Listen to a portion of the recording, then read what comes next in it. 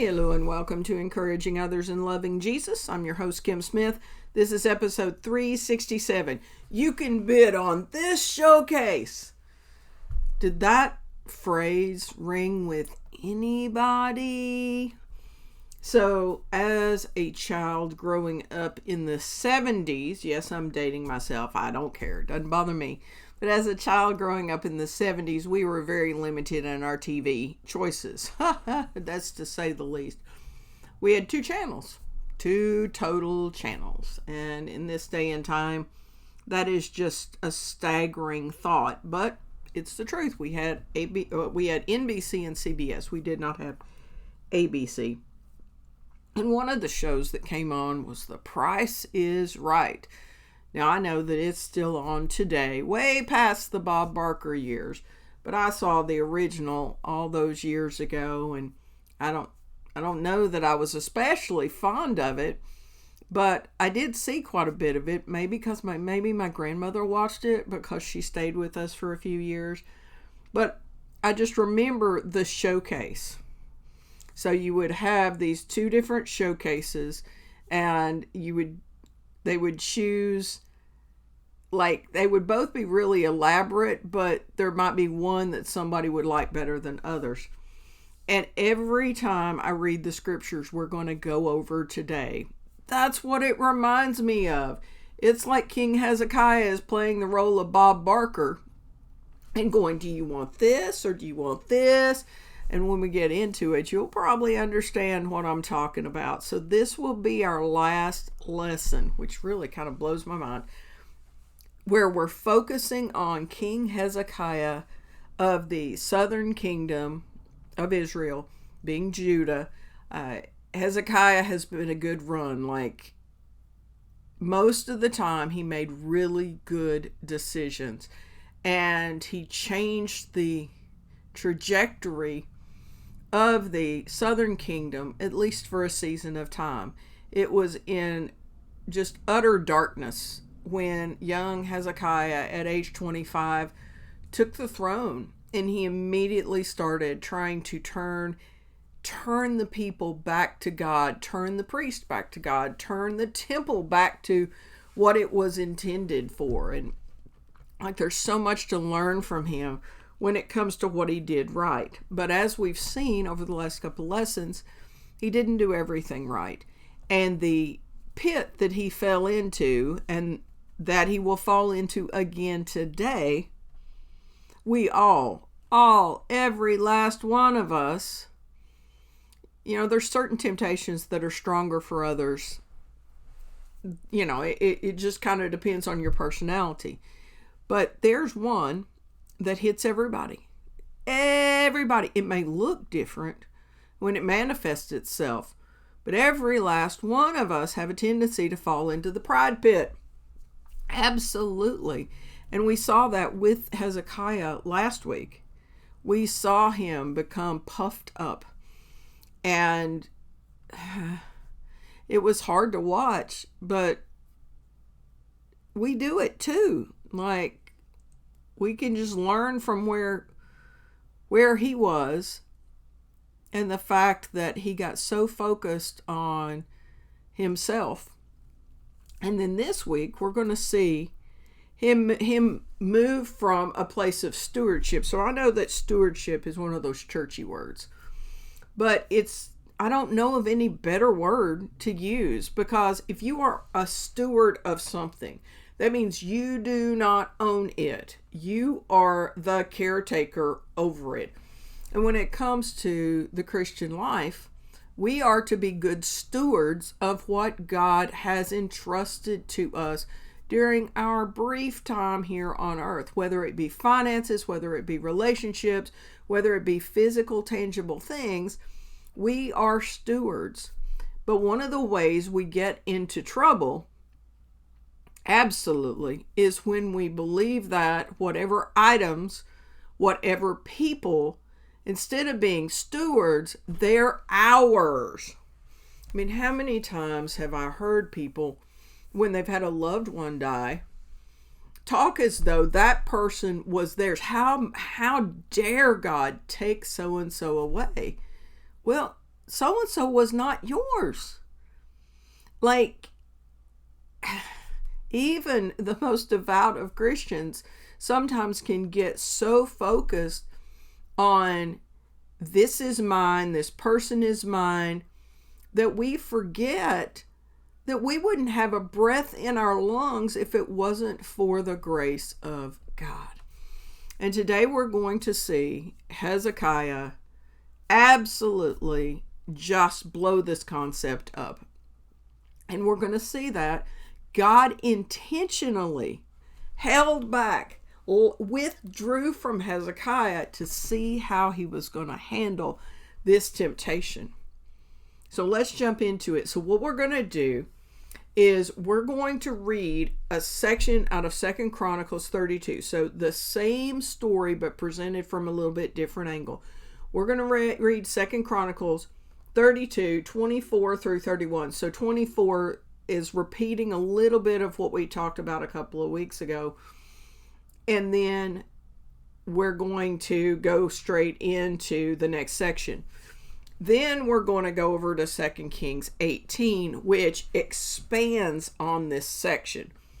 But because of one particular verse, which is our focal verse for this week, because of that one particular verse, we're going to read 2 Chronicles 32. I'm going to go straight into 2 Kings 18, and then we're going to read the two summary statements at the end of both, which are just the same thing that we've heard with every leader, not just of the divided kingdom, but of David and of Solomon, where you get a summarization of their rule and reign. You know, they ruled and they did what was godly in the Lord's sight, or they did what was evil, and they were buried so and so where. Okay, so here we go. 2 Chronicles 32. Let's jump into this. About that time, Hezekiah became deathly ill. He prayed to the Lord, who healed him and gave him a miraculous sign. But Hezekiah did not respond appropriately to the kindness shown him, and he became proud. That was last week's lesson. So we had a little bit of that 2 weeks ago. We had the proud part last week. So the Lord's anger came against him and against Judah and Jerusalem. Then Hezekiah humbled himself and repented of his pride, as did the people of Jerusalem. So the Lord's anger did not fall on them during Hezekiah's lifetime. And now we go into the aftermath after Hezekiah has received his blessing of another 15 years. Hezekiah was very wealthy and highly honored. He built special treasury buildings for his. So I'm emphasizing that word, his. For his silver, gold, precious stones, and spices, and for his and other valuable items. He also constructed many storehouses for his grain, new wine, and olive oil, and he made many stalls for his cattle and pens for his flocks of sheep and stewards. You knew where my brain was going, and goats. He built many towns and acquired vast flocks and herds, for God had given him great wealth. He blocked up the upper spring of Gihon and brought the water down through a tunnel to the west side of the city of David. And so he succeeded in everything he did. And verse 31 is our focal verse for this week. However, when the ambassadors arrived from Babylon, and that's what we're going to talk about in this next section, when the ambassadors arrived from Babylon to ask about the remarkable events that had taken place in the land, God withdrew from Hezekiah in order to test him and to see what was really in his heart. And here is what God found. So, 2 Kings 18, envoys from Babylon. Soon after this, Merodach-Baladan, son of Baladan, or Baladan, not sure which it is, king of Babylon, sent Hezekiah his best wishes and a gift, for he had heard that Hezekiah had been very sick. Hezekiah received the Babylonian envoys and showed them everything in his treasure houses, the silver, the gold, the spices, and the aromatic oils. He also took them to see his armory and showed them everything in his royal treasuries. There was nothing in his palace or kingdom that Hezekiah did not show them.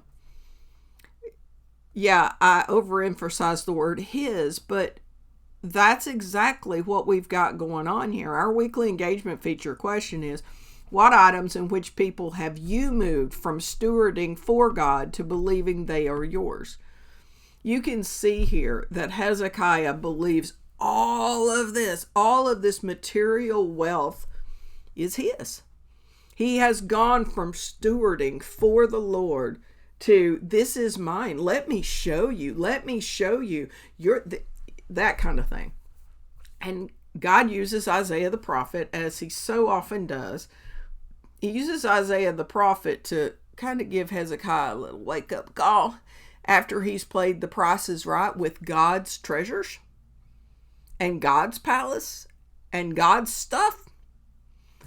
Here we go. Verse 14. Then Isaiah the prophet went to King Hezekiah and asked him, what did those men want? Where were they from? Hezekiah replied, they came from the distant land of Babylon.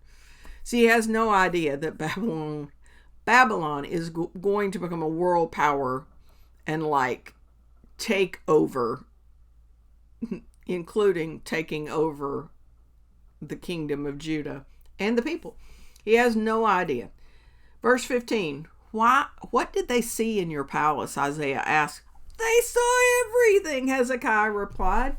I showed them everything I own, all my royal treasuries. Then Isaiah said to Hezekiah, listen to this message from the Lord. The time is coming when everything in your palace, all the treasures stored up by your ancestors until now, will be carried off to Babylon. Nothing will be left, says the Lord. Some of your very own sons will be taken away into exile. They will become eunuchs who will serve in the palace of Babylon's king. Then Hezekiah said to Isaiah, this message you have given me from the Lord is good. And you stop there and go, Hezekiah, did you just hear the same message that we did? And the sad thing is, he did. That his very sons would be taken away into exile, and he thinks this is a good thing. And here's where he was coming from. Here's the next phrase. For the king was thinking, at least there will be peace and security during my lifetime. Oh my goodness, how far has Hezekiah come? I mean, Hezekiah, who was all about purity and all about worshiping the Lord our God and all about God, is now so caught up in his toys and the fact that he's going to live out the rest of his lifetime and the next generation is going to experience the consequences. Seriously, Hezekiah, oh my goodness.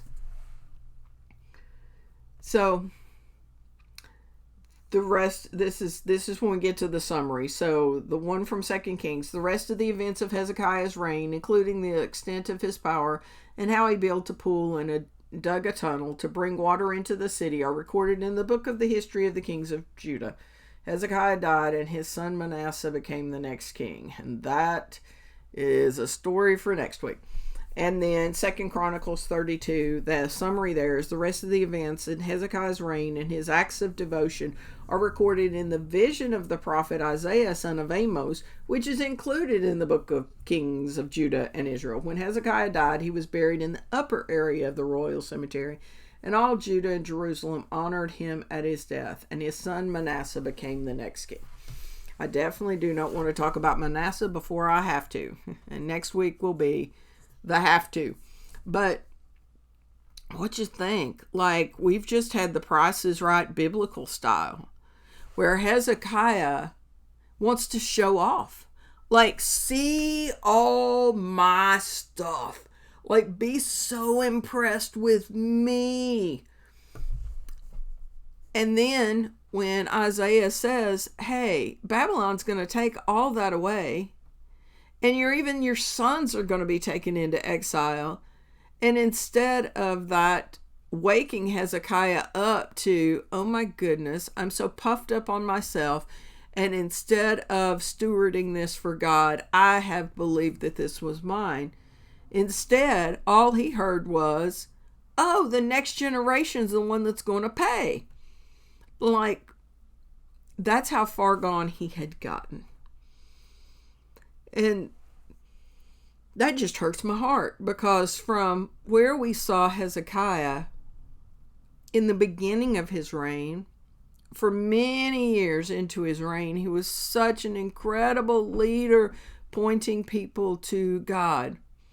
But at some point in there, and this is in his extended years, at some point in there, he has believed that he truly was the one who owned all that stuff. And he's not concerned about others. He's only concerned about living out the rest of his life without getting the punishment. And before we jump onto Hezekiah anymore, which obviously I'm aggravated at him, but before we jump onto Hezekiah anymore, I want you to, again, go back. What items and which people have you moved from stewarding for God to believing they are yours, or acting as if they are yours? Like, what could I go into your house and you would go, but that's mine. That's mine. He's mine. She's mine. It's an easy transition to make, especially for people that we love dearly. But we are to be stewards of what the Lord has loaned us for the season of time, whatever that season of time might be. The day that I'm recording this podcast, it always is a challenging day for me because of the date. And I just stopped right just then, because there are times in my life where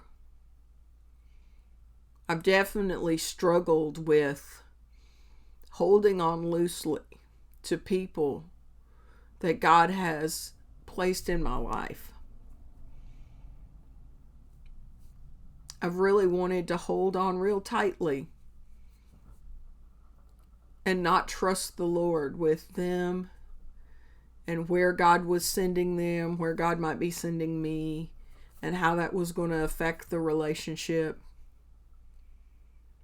This stewardship is hard.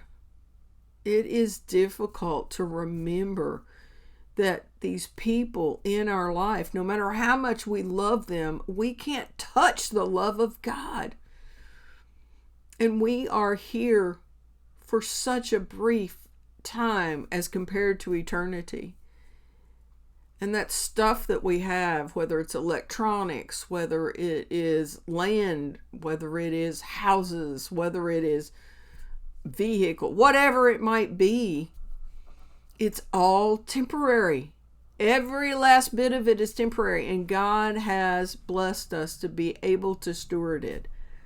But are you stewarding, or are you grasping with all your might?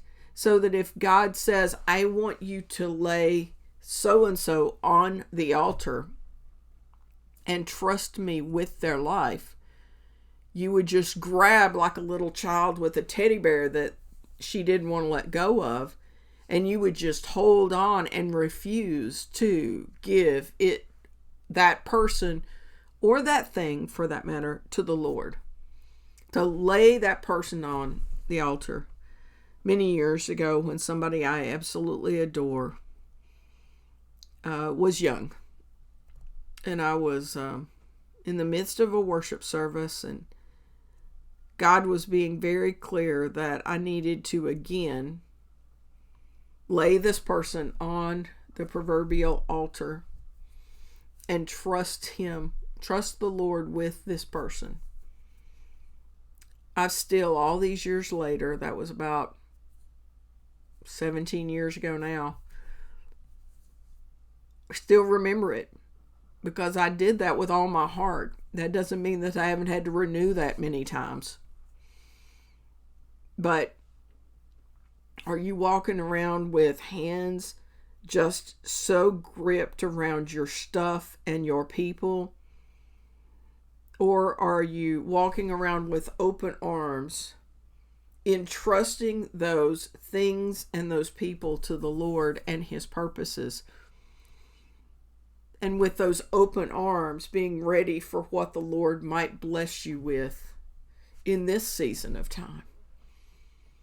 If we hold on tightly to our blessings, there are some times where the Lord will do just like He did with Hezekiah, and He will either withdraw to see what's really in our heart, or He will turn up the heat to see what's really going on. May today be a wake-up call, just as Isaiah's message should have been a wake-up call for Hezekiah. May today be a wake-up call. What items and which people have you moved from stewarding for God to believing that they are yours? And may today be the day you open up your arms, and even if it takes trembling hands, place them on God's altar and say, Thy will be done. And maybe who you need to place on God's altar that's the most difficult is your own life, that you also are a steward of. That you will lay your life on God's altar and say, Your will be done in my life.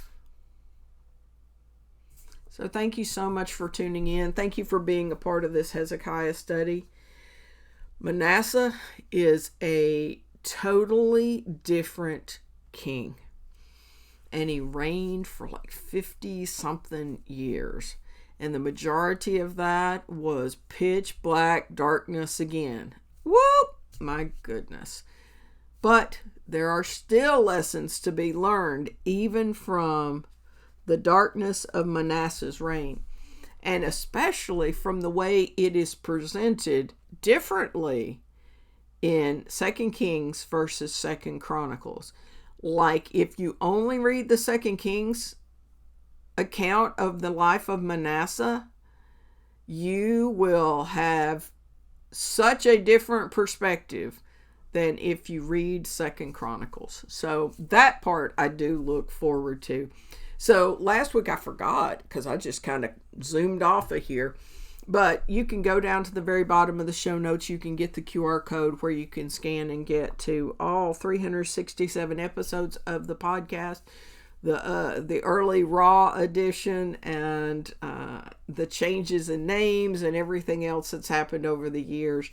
You can also go down below if you do not have a personal relationship with Jesus Christ and you would like to know more.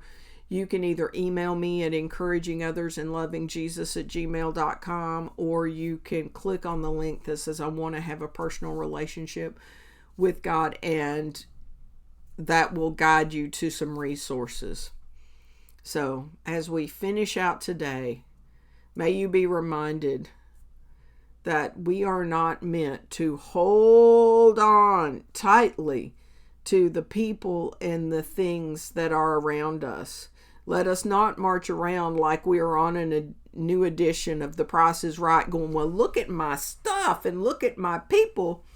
But to realize that that's God's stuff and those are God's people and you are God's person. And He expects you to steward them and steward them well, but to trust Him with their ultimate destiny, including your own. Tough to do. But just as Jesus told us to take up our cross daily and follow Him, this is part of that. He's in charge and I am not. Yeah, He really is. So thank you so much for tuning in, and just remember, it's always a trust and obey kind of day.